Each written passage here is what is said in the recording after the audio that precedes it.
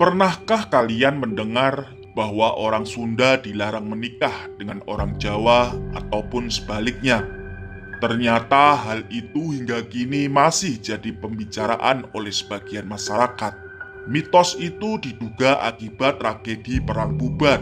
Peristiwa Perang Bubat diawali dari niat Prabu Hayam Wuruk yang ingin memperistri putri Dyah Pitaloka Citaresmi dari negeri Sunda. Konon ketertarikan Hayam Wuruk terhadap putri tersebut karena beredarnya lukisan sang putri di Majapahit yang dilukis secara diam-diam oleh seorang seniman yang bernama Sungging Prabangkara. Hayam Wuruk memang berniat memperistri Dyah Pitaloka dengan didorong alasan politik, yaitu untuk mengikat persekutuan dengan negeri Sunda. Atas restu dari kerajaan Majapahit, Hayam Wuruk mengirimkan surat kehormatan kepada Maharaja Linggabuana untuk melamar Dyah Pitaloka. Upacara pernikahan rencana akan dilangsungkan di Majapahit. Maharaja Linggabuana berangkat bersama rombongan Sunda ke Majapahit dan ditempatkan di Pesanggerahan Bubat. Raja Linggabuana datang ke Bubat beserta permaisuri dan putri Dyah Pitaloka dengan diiringi sedikit prajurit. Menurut Kidung Sundayana, timbul niat Mahapatih Gajah Mada untuk menguasai kerajaan Sunda. Gajah Mada ingin memenuhi sumpah palapa yang dibuatnya pada masa sebelum Hayam Wuruk naik tahta. Dari berbagai kerajaan di Nusantara yang sudah ditaklukkan Majapahit, hanya kerajaan Sunda yang belum dikuasai. Dengan maksud tersebut, Gajah Mada menganggap bahwa kedatangan rombongan Sunda di Pesanggerahan Bubat adalah untuk bentuk penyerahan diri kerajaan Sunda kepada Majapahit. Gajah Mada mendesak Hayam Wuruk untuk menerima Dyah Pitaloka bukan sebagai pengantin, tapi sebagai tanda Sunda dan pengakuan superioritas Majapahit atas Sunda di Nusantara.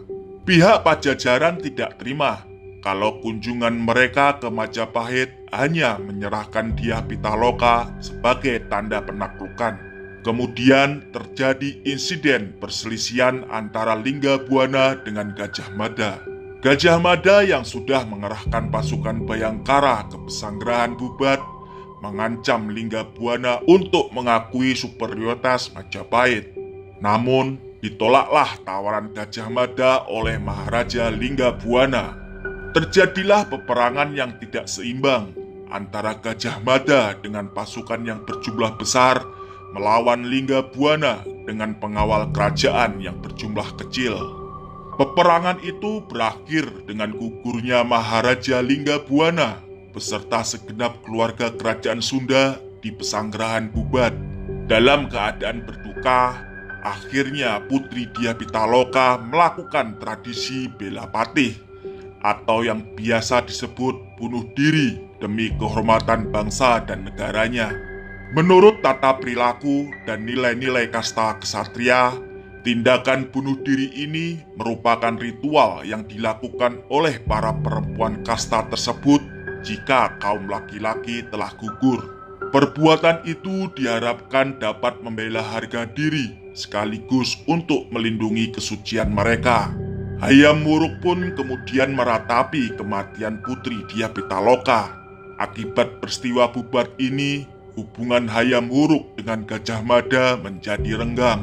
Gajah Mada sendiri menghadapi tantangan kecurigaan dan kecaman dari pihak pejabat dan bangsawan Majapahit karena tindakannya yang dianggap ceroboh dan gegabah.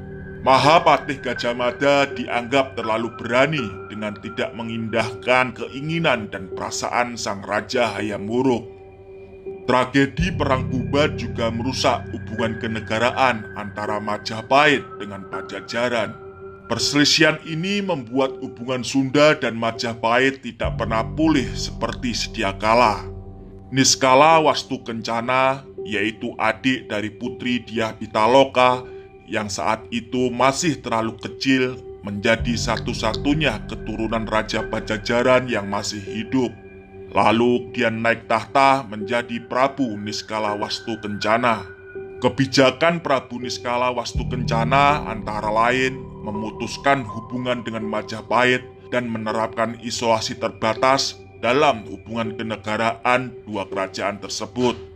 Akibat peristiwa ini, di kalangan kerabat negeri Sunda diberlakukan peraturan yang tidak memperbolehkan menikah dari luar lingkungan kerabat Sunda, atau sebagian lain mengartikannya tidak boleh menikah dengan pihak Majapahit.